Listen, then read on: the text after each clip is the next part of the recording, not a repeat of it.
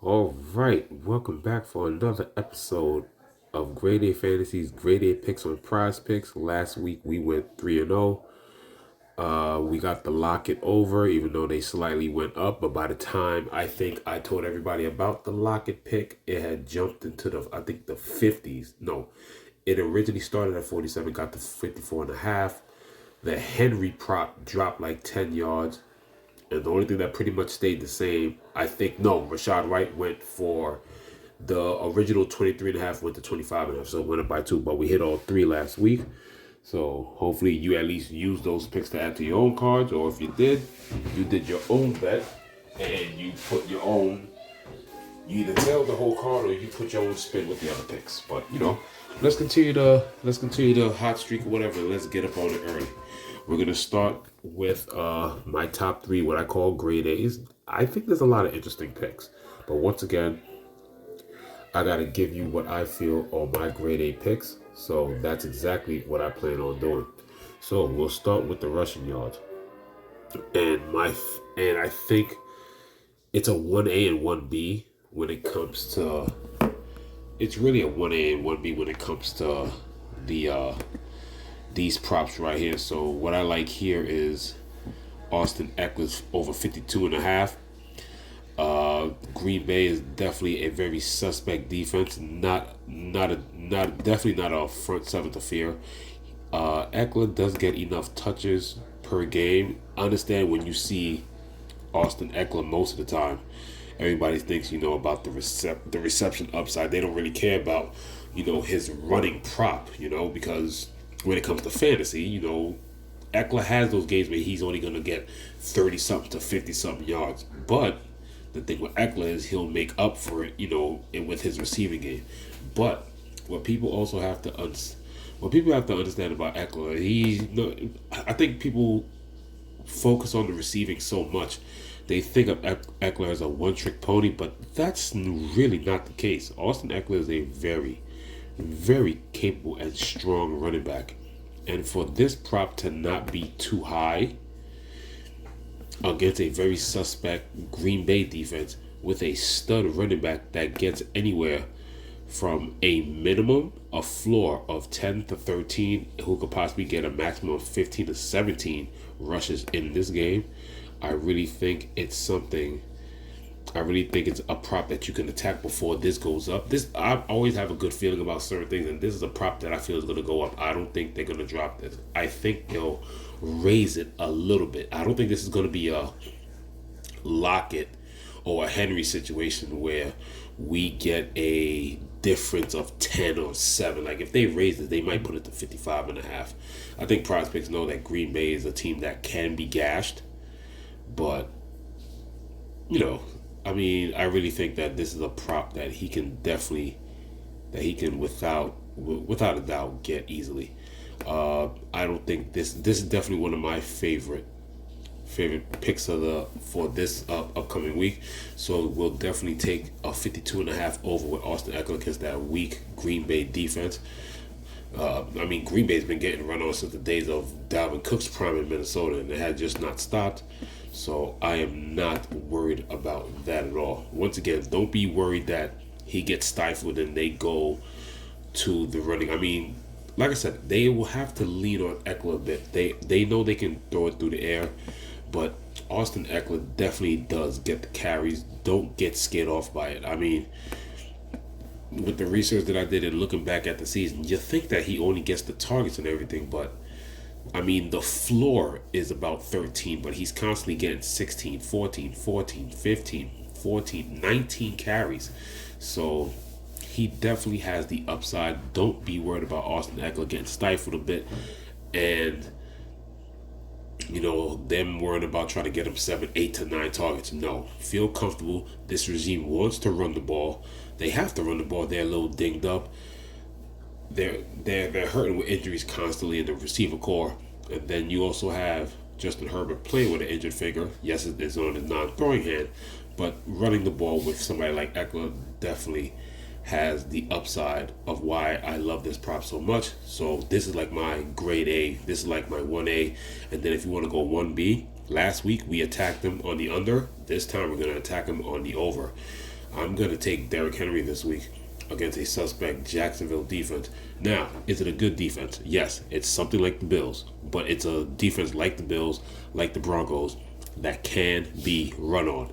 And you're looking for Derrick Henry for 62.5. Why do I say over? You're probably like, wait, man, this guy's struggling. This is not the same old Derrick Henry. Well, let me give you a little recency bias just to confirm. I'm going to start these stats, and these are his run totals for every game against the Jacksonville Jaguars from 2020. I'm not even going as far back as 2017, 2018, 2019. From 2020, I'm going to give you up till now what he has done against this team, okay? And remember, we're just basing this on props. I'm not giving you no touchdowns or anything for fantasy stats. Since 2020, 84 yards, 215 yards, 130 yards, 121, and 109. Those are all home and away games. So 62.5 for Derrick Henry. That's a must. This is definitely a better matchup compared to last week. Like I said, they are susceptible to a run. And like I said, you got a hell of a strong running back just to get 62.5 yards. You know damn well Derrick Henry is going to get the attempts. I don't have to go through the attempts. But maybe if you felt uncomfortable and you said, wait, we just went on the under. I've been getting the under sometime on Derrick Henry, this and this and that. But this is a better matchup where you can attack a low total for an over. Same thing like Austin Ekeler. Two guys who get the volume. They're the workhorse, and they got a good running back matchup. With Austin Ekeler, don't fear the passing game. With Derrick Henry, just don't fear how up and down the season was. He had a nice, mid part of the season. Then, he had a couple of duds early in the season. And then, as you can see with these last five. But don't even worry about that. He's going to bust one. He has the potential to bust one, and like I said, with that young quarterback, he's gonna even be relied on more. Like that's the nail in the coffin. If you're worried about the volume for Derrick Henry in Jacksonville, and then my other one, we're gonna stick with the rushes, guys. I know you see my boy Rachaad White there, but we're gonna go away from Rachaad White, and we're gonna attack the Buffalo Bills, guys. We're gonna continue attacking these weak suspect defenses, and the Jets have to run the ball to at least have a chance. Now, obviously, Breece Hall did this on that one long carry. I think he ran like, what was it, like 70 yards, and then he got caught up at like the 5 or something like that. And that, of course, that was Breece Hall, not 100%. He still didn't have the burst. Breece Hall is 100% now. That knee is ready. It has felt the test of time. It's gotten his hits. It's gotten his cuts. It's reliable. And we all know he's available for that one big play. We need him for 56.5. It hasn't been looking good lately. Obviously, the last time he's even gone over 50 was pretty much, yes, it will be a month and a week ago against Denver. It's an A. The other two picks were A+, but I like this pick because they're definitely going to need him. They're definitely going to need him to at least attack Buffalo. Now, understand, Buffalo's probably going to come in this game angry, stuff the line. I mean, literally their season's on the line if they lose this one, but we're not worried about the game results. We're worried about, how the game will be played, and Breece Hall is a must at 56.5. This is something that I expect to maybe trend up to like maybe a 58, maybe a 59.5. Remember I said this in the video. Now, if you're a little suspect about Breece Hall, there are a couple of picks that I would like to give you. Like, because out of all those picks, those are my main three. But if I was to switch one, we'll stick with the running. And then, you could also make this a 6-pick card or whatever, because I also like these 3 picks.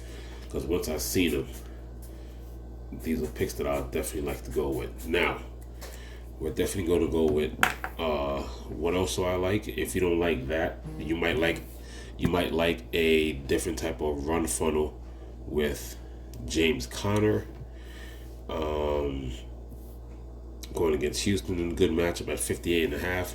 As you can see, he came back with a vengeance. I think with his first game back, they had no issues giving him the ball. I think he ended up forget what the yardage was. It was just great to see him get a good strong. I think it was 13, somewhere between in the area of 13 to 15 attempts. Not too sure. I should have took my notes on that one. But he did look strong. Kyler Murray looked strong. The only thing that worried about me fantasy-wise is that he didn't get any receptions. But Kyler Murray was definitely worried about, throwing it downfield more. But hey, it is what it is. But a good run funnel defense, a strong runner like James Conner, I definitely like this prop right here. If you're worried about the Brees Hall prop, you can switch it out to this one, or you can add that to this pick. It'll be a 58.5 for me with the over as well. Let me see here. I think I could be able to. I just want to just check that right quick. And hold on. Hey, wait, hey, what the hell's going on here? Wait, there we go. James Conner in that last game, yeah, a solid 16 carries for 73 yards against a decent front seven of Atlanta. So, Houston front seven, yes, like I said, that defense is playing well. But as hard as James Conner's runs, like I said, Houston's weakness is the run defense. And you give James Conner 16, possibly 18 carries, and he had 16 on his first time back. I really like the possibility of James Conner going 58.5. Another prop that I like, we'll go to receiving, and then now we'll stick with that game.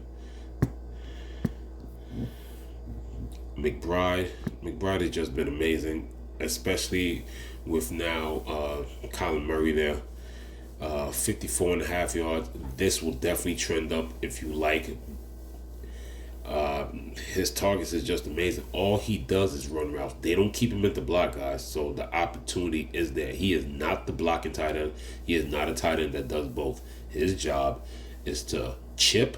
If he does any type of blocking, is maybe chip an edge rusher, go out to the flat, or maybe run some type of wheel route, or he just running some type of deep slant. Trey McBride is another one that I like here. But here's something that you're gonna look at. And you're probably going to be like, why would you pick this? And I'm going to tell you why. Because there is something about this prop here. And I'm going to have him in fantasy. I think he's going to come in low owned on FanDuel. Because he's had a very inconsistent season. It's been more downs than ups. But Calvin Ridley. And we're gonna do this because, yes, Ingram and Christian Kirk runs the middle, and they run, somewhat deep routes themselves. But Calvin Ridley is the big playback. And like Mike Evans last week, we're gonna attack that Tennessee secondary with once again another talented core of wide receivers. Last week both Godwin and Mike Evans both cleared their prize picks props against Tennessee. So I think we can do the same here. If we scroll down a little bit, I wanted to do the one single picture, but just to do this justice, I wanted to get all these guys together because they all got decent sized props. And there you go. And they're all under 60. You got Evan Ingram at 43.5. Even though Tampa Bay is decent against the tight end, they're pretty good against the tight end. And then you have Christian Kirk at 57.5, 53.5. Now, Calvin really has been up and down. But let me tell you something. Yes, those are the yardage, but against a weak secondary, he still gets the targets. He's still getting 6 to 8. I think he even has a 9 target game, even though he has these low totals. Trevor Lawrence does take his shots against.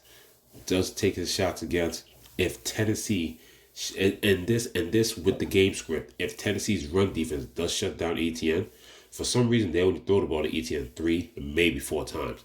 So if they shut down the run, it works better for you for the opportunity for even to run play action because they're not going to just stop running Travis Etienne. They're not. So they will be able to play fake and maybe even hold hold the secondary a little bit for Calvin Ridley to get down. But I honestly say you can pick either or.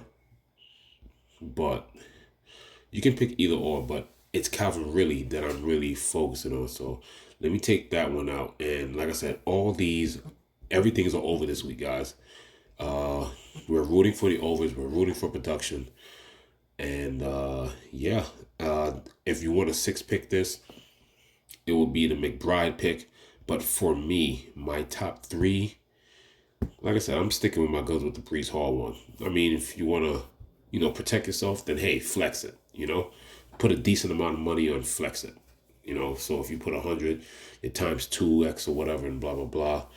I mean, you flex it, you get all 3, you times 2x, 100, you get a little bit, you add to your profit or whatever. Put 100, get a 125 in one of these hit. But get these while they're hot. I expect them to go up. Not too drastically, though. I don't think we're going to get a jump like last week. But like I said, all good matches here. Austin Ekeler against that bad run defense against Green Bay. If you don't know Green Bay is a bad run defense, I don't know what you've been watching the last 4-5 years. Derrick Henry against a bend, don't break. But as you can see, I've given you the blueprint of what he's done the last 5 games since 2020. So yeah, feel comfortable with 62.5. His lowest run total against Jacksonville, 84, and that's still 20 yards over what the prop is here. And yeah, I know it's looking bad for the Jets, but I'm gonna stick with Breece Hall. If I want to, I could also switch it. Like I said, once again, you can also switch it out for a James Conner prop if you feel more comfortable. Their prop is about the same. The matchup is better for James Conner. But both have the same opportunity. They're pretty much both the same back. Almost the same prop. They're pretty much the same back. They're the workhorse. They're liable to get 16 to 20 carries. They going against defenses that are pretty decent but suspect to the run. He's going to get the opportunity. I understand, but you can feel nervous against Buffalo. Like I said, the better run matchup is James Conner versus Houston. But if you don't like that, you can also put the McBride pick in there. But yeah, those are my main ones. And if you want to, I'm not even gonna lie, I actually feel comfortable doing this. I actually might do it. Might load up some money this weekend, and this right here does not look too bad for a $100 power play. $100 power play turns to $300. That's not bad. You don't even have to switch the Breece Hall. You can just take it right out. But for my grade A picks, it is Austin Ekeler over 52.5, Derrick Henry over 62.5, and once again, like I said, I'm sticking with my guns according to my research and what I like. I like Breece Hall for over 56.5. These two right here are A pluses. The Breece Hall is an A. And if, like I said, once again, if you don't like that, you take James Conner for 58.5 against an even weaker run defense with the Texans. This is Grade A Fantasy with Grade A Picks on Prospects. Signing off.